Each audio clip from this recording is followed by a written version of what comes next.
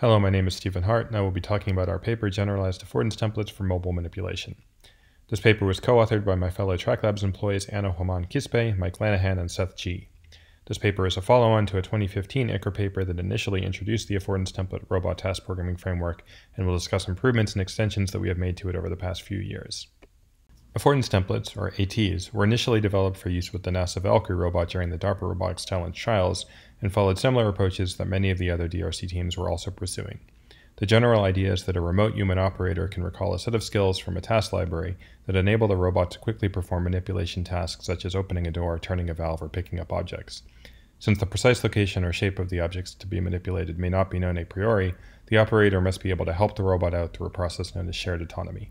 Specifically, our ROS-based implementation of what we came to call affordance templates allows the operator to load skills that are defined as virtual display objects, meshes or shapes, and end effector waypoints defined in the coordinate frames of these objects. If the objects are registered to the appropriate location in the 3D environment through adjustable controls, the robot's motion planning libraries, such as MoveIt, can then be used to plan paths through the waypoints that will hopefully allow the robot to accomplish the desired task. In our initial implementation, we allowed ATs to be defined abstractly without reference to any specific robot, with the hope that any skill could be transferred to different systems easily. Our process of abstraction required a single configuration file that maps robot coordinate frames to abstract AT coordinate frames. Specific AT task descriptions are stored as JSON files.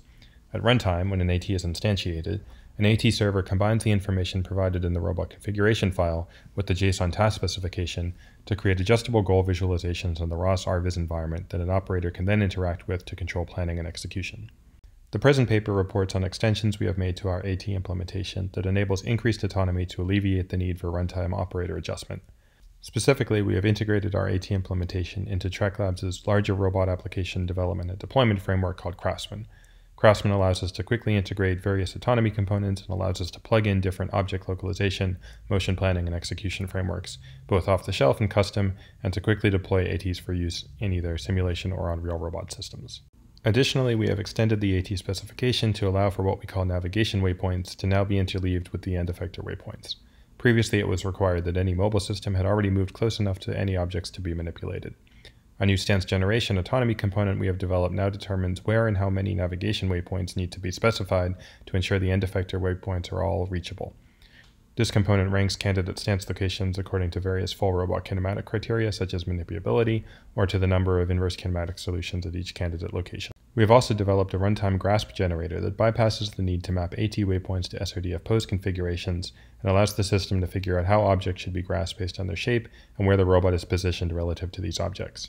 With the ability to generate end effector configurations fully at runtime, this has also allowed us to extend the AT task description language to support trajectories of both end effector waypoints as before, and now of just object waypoints where corresponding end effector configurations are generated on the fly. Our grasp generation infrastructure supports plugging in third-party tools such as GPD, though we have also developed our own library that ranks candidate grasp poses in similar ways as the above discussed stance generation component.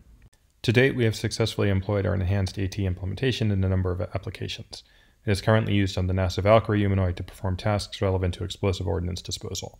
We have also deployed it in a fully autonomous automotive manufacturing cell operating 24/7 in what, as far as we know, has been the first ROS-based automotive cell in North America. Our ongoing investigations are considering how to advance the framework further, specifically allowing for more reactive and non-spatial behavior to enable more compliant or force-based tasks in more dynamic environments. Thank you for your time.